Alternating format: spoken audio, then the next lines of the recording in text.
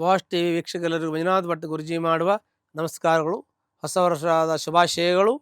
ಯುಗಾದಿ ವರ್ಷ ಭವಿಷ್ಯ 2026 ಮೀನರಾಶಿ. ಮೀನರಾಶಿಯಲ್ಲಿ ಜನಿಸ್ತಕ್ಕಂಥ ವ್ಯಕ್ತಿಗಳಿಗೆ ವಿಶೇಷವಾಗಿರ್ತಕ್ಕಂತಹ ಫಲಗಳಿದೆ. ಯಾವ ರೀತಿ ಫಲಗಳಿದೆ? ಸಮ್ಮಿಶ್ರ ಫಲ. ಮಿಶ್ರ ಫಲ ಅಂತಂದರೆ ಹೇಗೆ? ಒಂದು ಪಂಚಾಮೃತ ಇದ್ದಂಗೆ. ನಾವು ಈಗ ಹಾಲು, ಮೊಸರು, ತುಪ್ಪ, ಜೇನುತುಪ್ಪ, ಸಕ್ಕರೆ ಎಲ್ಲ ಹಾಕಿ ಕೂಡಿಸಿದಾಗ ಪಂಚಾಮೃತ ಅಂತ ಹೇಳ್ತೀವಿ. 5 ರೀತಿ ಅಮೃತಗಳನ್ನು ಹಾಕ್ತೀವಿ. 5 ರೀತಿ ಅಮೃತ ಹಾಕಿದಾಗ ಪಂಚ ಅಮೃತ ಆಗ್ತದೆ. ಹಾಗೆಯೇ ಈ ಒಂದು ಮೀನರಾಶಿಯವರಿಗೂ ಹಾಗೇನೆ. ಒಂದು ಕಡೆಯಿಂದ ಶನಿಯ ಕಾಟ, ಒಂದು ಕಡೆಯಿಂದ ಗುರುಬಲ ಇಲ್ಲ, ಒಂದು ಕಡೆಯಿಂದ ಕೇತು ಕಾಟ, ಒಂದು ಕಡೆಯಿಂದ ರಾಹು ಕಾಟ. ಹೆಂಗಿರುತ್ತೆ ಮೀನರಾಶಿಯವರಿಗೆ? ಹಾಗಾಗಿ ಈ ಮೀನರಾಶಿಯವರಿಗೆ ವಿಶೇಷವಾಗಿರ್ತಕ್ಕಂಥ ಒಂದು ಶುಭಫಲಗಳು ಇದ್ರೂ ಕೂಡ ಫಲಿಸೋದಿಲ್ಲ. ಕಾರಣ ಈ ಮೀನರಾಶಿಯವರಿಗೆ 7.5 ಶನಿ, 7.5 ಶನಿಯು ಜನ್ಮರಾಶಿಯಲ್ಲಿದ್ದಾನೆ. ಜನ್ಮರಾಶಿಯಲ್ಲಿರ್ತಕ್ಕಂಥ ಶನಿ ಆರೋಗ್ಯವನ್ನು ಹಾಳು ಮಾಡ್ತಾನೆ, ಆರೋಗ್ಯದ ವ್ಯತ್ಯಾಸವನ್ನು ಉಂಟು ಮಾಡ್ತಾನೆ. ನಿಮಗೆ ಸೈಕಲಾಜಿಕಲ್ ಅಂದರೆ ಮಾನಸಿಕ ತೊಂದರೆಯನ್ನು ಮತ್ತು ದೈಹಿಕ ತೊಂದರೆಯನ್ನು, ಆರ್ಥಿಕ ತೊಂದರೆಯನ್ನು ಮಾಡ್ತಾನೆ. ಮತ್ತು ಶನಿ ರಾಶಿಯಲ್ಲಿದ್ದಾಗ 7ನೇ ಮನೆ ನೋಡ್ತಾನೆ, ದಾಂಪತ್ಯ ಸ್ಥಾನ, ಮಂಗಲ ಸ್ಥಾನಕ್ಕೆ ಶನಿ ದೃಷ್ಟಿ ಬರುತ್ತೆ. ಹಾಗಾಗಿ ದಾಂಪತ್ಯದಲ್ಲಿ ಕಲಹ, ಮನಸ್ತಾಪ, ಅಸಮಾಧಾನ ಆಗುವಂಥ ಯೋಗಗಳು ಮೀನರಾಶಿಯವರಿಗಿರುತ್ತೆ. ಇರ್ತಕ್ಕಂಥ ಶನಿ ರಾಶಿಯಲ್ಲಿದ್ದು ತೃತೀಯ ಭಾವವನ್ನು ನೋಡ್ತಾನೆ. 3ನೇ ಭಾವ ನೋಡೋದ್ರಿಂದ ನಿಮಗೆ ಭ್ರಾತೃಭಾವ ಅಂತ ಹೇಳ್ತೀವಿ. ಅಲ್ಲಿ ಕುಟುಂಬದಲ್ಲಿ ಕೋರ್ಟು ಕಚೇರಿ ವ್ಯಾಜ್ಯ ಕುಟುಂಬದಲ್ಲಿ ನಡೀತದೆ. ಅಂದರೆ ರಕ್ತ ಸಂಬಂಧಿಕರಲ್ಲಿ ಕೋರ್ಟು ಕಚೇರಿ ವ್ಯಾಜ್ಯ, ಆಸ್ತಿಗೆ ಸಂಬಂಧಪಟ್ಟಂತೆ ನಡೆಯುವಂಥ ಯೋಗಗಳು ಮೀನರಾಶಿಯವರಿಗೆ ಇರುತ್ತೆ. ರಾಜ್ಯದ 5 ಕೋಟಿಗೂ ಅಧಿಕ ಜನರಿಗೆ ವಾರ್ಷಿಕ 25 ಲಕ್ಷ ಮೆಟ್ರಿಕ್ ಟನ್ಗೂ ಅಧಿಕ ಆಹಾರ ಧಾನ್ಯ ಒದಗಿಸುವ ಅನ್ನಭಾಗ್ಯ ಯೋಜನೆಯು ಬಡವರ ಪಾಲಿನ ಅಕ್ಷಯ ಪಾತ್ರೆಯಾಗಿದೆ. ತಲಾ 10 ಕೆಜಿ ಆಹಾರ ಧಾನ್ಯದ ಮೂಲಕ ಪ್ರತಿಯೊಬ್ಬರಿಗೂ ಪೌಷ್ಟಿಕಾಂಶಯುಕ್ತ ಆಹಾರದ ಭರವಸೆಯೊಂದಿಗೆ ಹಸಿವು ಮುಕ್ತ ಕರ್ನಾಟಕ ನಿರ್ಮಾಣಗೊಳ್ಳುತ್ತಿದೆ. ನಾವು ನುಡಿದಂತೆ ನಡೆದಿದ್ದೇವೆ, ನಿಮ್ಮ ಪ್ರೀತಿ ವಿಶ್ವಾಸವನ್ನ ಉಳಿಸಿಕೊಂಡಿದ್ದೇವೆ. ಗ್ಯಾರಂಟಿ ಸರ್ಕಾರಕ್ಕೆ 1000 ದಿನಗಳು, ನನಸಾಗಿದೆ ಕೋಟಿ ಕನಸುಗಳು. 4ರಲ್ಲಿ ಗುರು ಇದ್ದಾಗ ಏನಾಗುತ್ತೆ? ಈ ರಾಶಿಗೆ 4ರಲ್ಲಿ ಗುರು ಸಂಚಾರ ಆಗ್ತದೆ, 5ರಲ್ಲಿ ಗುರು ಸಂಚಾರ ಆಗ್ತದೆ. ಆದರೆ ಗುರು ಬಲ ಈಗ ಬರ್ತಾ ಇದೆ. ಹಾಗಾಗಿ ಯುಗಾದಿ ಹಬ್ಬಕ್ಕೆ ಬರದೇ ಇದ್ರೂ ಕೂಡ ಜೂನ್ ನಂತರದಲ್ಲಿ ಗುರುಬಲ ಬರುತ್ತೆ. ಗುರುಬಲ ಬಂದಾಗ ಈ ರಾಶಿಗೆ ಸ್ವಲ್ಪ ಮಟ್ಟಿಗೆ ಅನುಕೂಲ ಆಗತ್ತೆ. ರಾಹು 12ರಲ್ಲಿದ್ದಾನೆ, 12ನೇ ಭಾವದಲ್ಲಿ ಇರೋದ್ರಿಂದ. ಬಟ್ ರಾಹು 12ರಲ್ಲಿ ಕೆಟ್ಟವನ್ನಲ್ಲ, ಆದರೂ ಕೂಡ ಬುದ್ಧಿಯ ಮೇಲೆ ಪರಿಣಾಮ ಬೀಳ್ತಾನೆ. ಪೂರ್ವಾಜಿತ ಕರ್ಮವನ್ನೇ ಎಫೆಕ್ಟ್ ಕೊಡ್ತಾನೆ. ಪೂರ್ವಾಜಿತ ಕರ್ಮ ಜನ್ಮಾಂತರದ ಪುಣ್ಯದ ಫಲ, ಪಾಪದ ಫಲ, ಕರ್ಮದ ಫಲ. ಪೂರ್ವಾಜಿತ ಕರ್ಮ ಪಿತೃಗಳಿಂದ ಬಂದಿರತಕ್ಕಂತಹ ಹಿಂದಿನ ದೋಷವನ್ನ ಇವಾಗ ಎತ್ತಿ ಹಿಡಿದು ಅದನ್ನು ತೋರಿಸ್ತಾನೆ. ಹಾಗಾಗಿ 12ರ ರಾಹು ಒಳ್ಳೆಯವನಾದರೂ ಕೂಡ ಕೆಲವೊಂದಷ್ಟು ಕರ್ಮದ ಫಲವನ್ನು ನಾವು ಅನುಭವಿಸಲೇಬೇಕಾಗತ್ತೆ. ಆದರೆ 6ರಲ್ಲಿ ಕೇತು ಇದ್ದಾನೆ. 6ರಲ್ಲಿ ಕೇತು ಕೋರ್ಟು ಕಚೇರಿ ವ್ಯಾಜ್ಯ ವ್ಯವಹಾರದಲ್ಲಿ ಶತ್ರು ಧ್ವಂಸ ಮಾಡ್ತಾನೆ. ಅಲ್ಲದೆ ಕೇತು ಕುಲಸ್ಸೋನ್ನತಿ ಕುಲವೃದ್ಧಿ ಮಾಡ್ತಾನೆ. ನಾವು ಮಾಡಿರ್ತಕ್ಕಂಥ ಕೆಲಸ ಏನಿರುತ್ತೆ, ತಾವು ಮೀನರಾಶಿಯವರು ಏನೇ ಮಾಡಿದ್ರು ಕೂಡ ಕುಲವೃದ್ಧಿ ಆಗುತ್ತೆ, 4 ಜನಕ್ಕೆ ಒಳ್ಳೇದಾಗತ್ತೆ, ರಕ್ತ ಸಂಬಂಧಿಕರಿಗೆ ಒಳ್ಳೇದು ಮಾಡ್ತೀರಿ. ನೀವು ನಿಮ್ಮ ಕುಟುಂಬ, ನಿಮ್ಮ ಮನೆ, ನಿಮ್ಮ ಜೀವನ ಇದ್ರ ಬಗ್ಗೆ ಸಾಕಷ್ಟು ಮಹತ್ವವನ್ನು ಕೊಡ್ತೀರಾ. ಆದರೂ ಕೂಡ ಕೆಲವು ಸಮಯದಲ್ಲಿ ನಿಮಗೆ ಗ್ರಹ ಸಂಚಾರ ಕೈ ಕೊಡ್ತದೆ.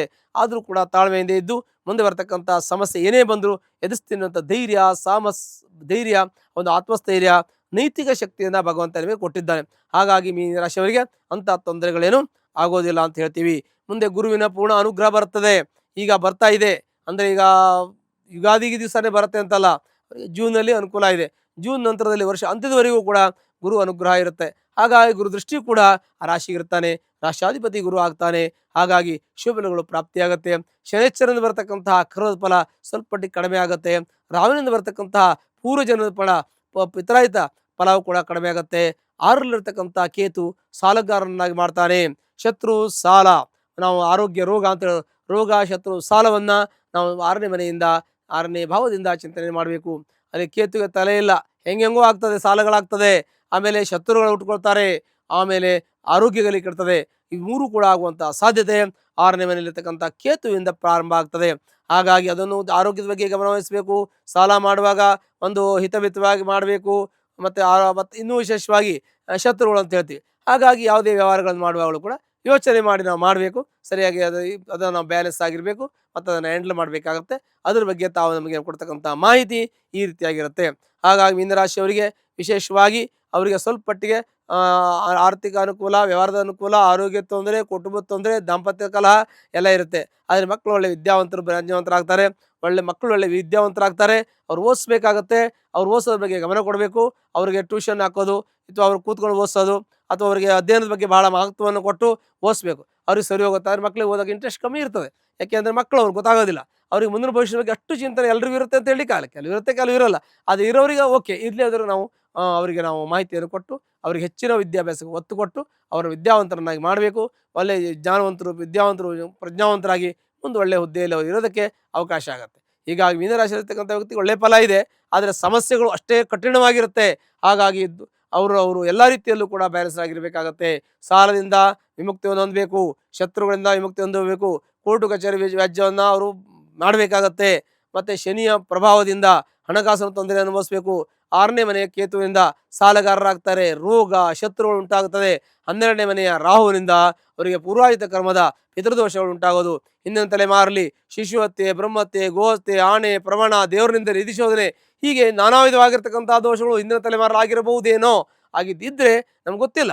ಆಗಿದ್ದಿದ್ರೆ ಅಂಥ ದೋಷಗಳು ಕೂಡ ಈಗ ಎಫೆಕ್ಟ್ ಆಗ್ತದೆ. ಭಾಳ ಜಾಗ್ರತೆಯಿಂದಿರಬೇಕು. ಆದಷ್ಟು ದಾನ ಧರ್ಮ ಕರ್ಮ ಪುಣ್ಯವನ್ನು ಮಾಡಬೇಕು. ದೇವರ ದರ್ಶನ ಮಾಡಬೇಕು. ಗಟ್ಟಿಯಾಗಿ ನಮಗೆ ಯಾರು ಕೈ ಬಿಟ್ಟರು ದೇವ್ರ ಕೈ ಬಿಡಲ್ಲ. ನಮ್ಮ ಪ್ರಾರ್ಥನೆ ಸರಿಯಾಗಿರಬೇಕು. ಮತ್ತು ನಮ್ಮ ಪ್ರಾಮಾಣಿಕತೆ ನಿಷ್ಠೆ ಶ್ರದ್ಧೆ ನಮ್ಮಲ್ಲಿ ಇದೆ ಅಂತಂದರೆ ದೇವರು ನಮ್ಮನ್ನು ಖಂಡಿತವಾಗಿ ಕಾಪಾಡ್ತಾನೆ. ಎಂಥ ಕಠಿಣ ಪರಿಸ್ಥಿತಿಯಲ್ಲೂ ದೇವರು ಕಾಪಾಡ್ತಾನೆ. ನಮ್ಮ ಪುಣ್ಯದ ಫಲ ಇದ್ದೇ ಇರ್ತದೆ. ನಾವು ಏನೋ ಎಷ್ಟು ಒಳ್ಳೇದು ಮಾಡಿರ್ತೀವಿ, ಅದರ ಜೊತೆಗೆ ನಮ್ಗೆ ಗೊತ್ತಿದ್ದೋ ಸ್ವಲ್ಪ ಮಟ್ಟಿಗೆ ಸಮಸ್ಯೆಗಳಾಗ್ತದೆ. ಅದು ಕೂಡ ನಾವು ನಿವಾರಿಸುವಂಥ ಶಕ್ತಿಯನ್ನು ಭಗವಂತ ಕೊಡಬೇಕು. ದೇವ್ರ ಹತ್ರ ಕಷ್ಟ ಕೊಡಬೇಡಿ ಅಂತ ಹೇಳೋದು ತಪ್ಪಾಗತ್ತೆ. ಯಾಕೆಂದರೆ ನಮ್ಮ ಕರ್ಮದಿಂದ ತಪ್ಪಿಸ್ಕೊಳ್ಬಾರ್ದು, ಅದು ತಪ್ಪಾಗತ್ತೆ. ಎಷ್ಟೇ ಕಷ್ಟ ಬಂದರೂ ಎದುರಿಸುವಂಥ ಸಾಮರ್ಥ್ಯವನ್ನು ಭಗವಂತ ಅದನ್ನು ನೀನೇ ಕೊಡಬೇಕು ಅಂತ ಕೇಳಿ ಎಲ್ಲ ರೀತಿಯ ಸುಖ, ಶಾಂತಿ, ನೆಮ್ಮದಿ, ಆಯುರಾರೋಗ್ಯ, ಐಶ್ವರ್ಯ ಎಲ್ಲವೂ ಕೂಡ ಈ ಮೀನರಾಶಿಯವರಿಗೆ ದೊರಕುತ್ತೆ. ಮತ್ತು ಸಿನಿಮಾ ಇಂಡಸ್ಟ್ರಿಯಲ್ಲಿರೋರಿಗೆ, ಪತ್ರಕರ್ತರಿಗೆ, ಮೀಡಿಯಾದಲ್ಲಿರೋರಿಗೆ, ರಾಜಕಾರಣಿಗಳಿಗೆ, ಸಂಘ ಸಂಸ್ಥೆಯಲ್ಲಿ ಕೆಲಸ ಮಾಡ್ತಕ್ಕಂಥವರಿಗೆ ಅವರಿಗೆಲ್ಲ ಒಳ್ಳೆಯದಿದೆ. ಇನ್ನು ರಿಯಲ್ ಎಸ್ಟೇಟ್ ಮಾಡೋರಿಗೆ, ಸಿಮೆಂಟು, ಸ್ಟೀಲು ವ್ಯವಹಾರ ಮಾಡೋರಿಗೆ, ಇನ್ನು ಲೋಹಪ ಸಂಬಂಧಪಟ್ಟಂಥ ವ್ಯವಹಾರ ಮಾಡ್ತಕ್ಕಂಥ ವ್ಯಕ್ತಿಗಳಿಗೆ, ಈ ಮೂರ್ತಿ ಕೆತ್ತನೆ ಮಾಡ್ತಕ್ಕಂತಹ ವ್ಯಕ್ತಿಗಳಿಗೆ, ಮತ್ತು ಗಾರ್ಮೆಂಟಲ್ಲಿ ಕೆಲಸ ಮಾಡ್ತಕ್ಕಂಥ ವ್ಯಕ್ತಿಗಳಿಗೆ ಸ್ವಲ್ಪ ಮಟ್ಟಿಗೆ ಕೆಲಸ ಕಾರ್ಯದಲ್ಲಿ ಹಿನ್ನಡೆ ಉಂಟಾಗುತ್ತೆ. ಸಾಲ ಕೊಡೋರಿಗೆ ಅನುಕೂಲ ಇದೆ. ಸಾಲ ತೊಗೊಂಡವರಿಗೆ ಕೊಡೋಕ್ಕಾಗಲ್ಲ, ಅದು ತೊಂದರೆ ಇದೆ. ವಸೂಲಿದು ಪ್ರಾಬ್ಲಮ್ ಇದೆ. ಕೊಟ್ಟರು ವಾಪಸ್ ಬರಲ್ಲ. ಅದು ವಾಪಸ್ ಬರಲ್ಲ ಅಂತ ಅನಿಸುತ್ತೆ. ಅದು ನಾವು ಕೊಡುವಾಗ ಯೋಚನೆ ಮಾಡಿ. ಕೇಳುವಂಥ ವ್ಯಕ್ತಿ ಯಾರು ನೋಡ್ಕೊಡಿ. ಕೊಡಬೇಡಿ ಸಾಲ ಅಂತೇಳಿ ತಪ್ಪಾಗ್ತದೆ. ಯಾಕೆಂದರೆ ಅವಶ್ಯಕತೆ ಏನಿದೆ ಗೊತ್ತಿಲ್ಲ. ಯಾರೋ ಹಾಸ್ಪಿಟ್ಲಿಗೆ ಅಡ್ಮಿಟ್ ಆಗಿರ್ತಾರೆ, ದುಡ್ಡೇ ಕೊಡಬೇಕು ಅಂತ ಹೇಳೋಕ್ಕಾಗಲ್ಲ. ಅವಶ್ಯಕತೆ ನೋಡಬೇಕು, ನೋಡಿ, ಮತ್ತು ಆ ಸಂದರ್ಭ ನೋಡಿ ಕೇಳೋ ವ್ಯಕ್ತಿ ಯಾರು ನೋಡ್ಕೊಡಿ. ಕೊಡಬೇಡಿ ಅಂತ ನಾನು ಯಾವುದೇ ಕಾರಣ ಕೇಳಲ್ಲ. ಕೊಡೋದ್ರಿಂದ 4 ಜನ ನಾವು ಕೊಟ್ಟರೆ ದೇವರು ನಮ್ಗೆ ಕೊಡ್ತಾನೆ. ಹಾಗಾಗಿ ನಾವು ಎಲ್ಲವನ್ನೂ ಕೂಡ ನಾವು ಇರುವಾಗೆಲ್ಲ ಅನುಭವಿಸ್ಬೇಕು, ಚೆನ್ನಾಗಿರಬೇಕು, ನಾವು ಒಳ್ಳೆಯ ಕೆಲಸವನ್ನು ಮಾಡಬೇಕು, ಒಳ್ಳೆಯ ಚಿಂತನೆಯನ್ನು ಮಾಡಬೇಕು, ಸಮಾಜಮುಖಿ ಕೆಲಸವನ್ನು ಮಾಡಬೇಕು, 4 ಜನರಲ್ಲಿ ನಾವು ಗೌರವ ಸ್ಥಾನವನ್ನು ಸಂಪಾದನೆ ಮಾಡಬೇಕು ಅನ್ನೋಂಥದ್ದು ಈ ಮೀನರಾಶಿಯವರಿಗೆ ಇರ್ತದೆ. ಅವೆಲ್ಲ ಕೈಗೂಡಿ ಬರ್ತದೆ. ಹಾಗಾಗಿ ಜೀವನದಲ್ಲಿ ಅವರಿಗೆ ಸುಖ, ಶಾಂತಿ, ನೆಮ್ಮದಿ ಸಿಗಬೇಕು. ಅದಕ್ಕೆ ಸಂಬಂಧಪಟ್ಟಂತೆ ಒಂದೇಳೆ ತೊಂದರೆ ಇದ್ದರೆ ನಮ್ಮ ಜಾತಕವನ್ನು ಪರಿಶೀಲನೆ ಮಾಡ್ಕೊಳ್ಳಿ. ಇಲ್ಲ ಅಂತಂದರೆ ಅದಕ್ಕೆ ಸಂಬಂಧಪಟ್ಟಂಥ ಪರಿಹಾರವನ್ನು ಚಿಕ್ಕದಾಗಿ ಮಾಡ್ಕೊಳ್ಳಿ. ಹತ್ತಿರ ಇರತಕ್ಕಂಥ ಈಶ್ವರನ ದೇವಸ್ಥಾನಕ್ಕೆ ಹೋಗಿ ಸೋಮವಾರದ ದಿವಸ ತಾವು ರುದ್ರಾಭಿಷೇಕವನ್ನು ಮಾಡೋದ್ರಿಂದ ಸರ್ವದೋಷಗಳು ಪರಿಹಾರ ಹೊಂದಿ ಸುಖ, ಶಾಂತಿ, ನೆಮ್ಮದಿ, ಸಕಲ ಸೌಖ್ಯವೂ ಕೂಡ ನಿಮ್ಮ ಮನೆಯಲ್ಲಿ ನೆಲೆಸುತ್ತೆ. ಶುಭವಾಗಲಿ. ಲೇಟೆಸ್ಟ್ ಹಾಗೂ ಇಂಟ್ರೆಸ್ಟಿಂಗ್ ಸುದ್ದಿಗಳಿಗಾಗಿ ಬಾಸ್ ಟಿವಿ ಕನ್ನಡ ಚಾನೆಲ್ನ ಸಬ್ಸ್ಕ್ರೈಬ್ ಮಾಡಿ. ಹಾಗೆಯೇ ಬೆಲ್ ಐಕಾನ್ ಪ್ರೆಸ್ ಮಾಡಿ. ಇದರ ಜೊತೆಗೆ ಫೇಸ್ಬುಕ್, ಇನ್ಸ್ಟಾಗ್ರಾಮ್, ಎಕ್ಸ್ನಲ್ಲೂ ಮಿಸ್ ಮಾಡದೆ ಫಾಲೋ ಮಾಡಿ.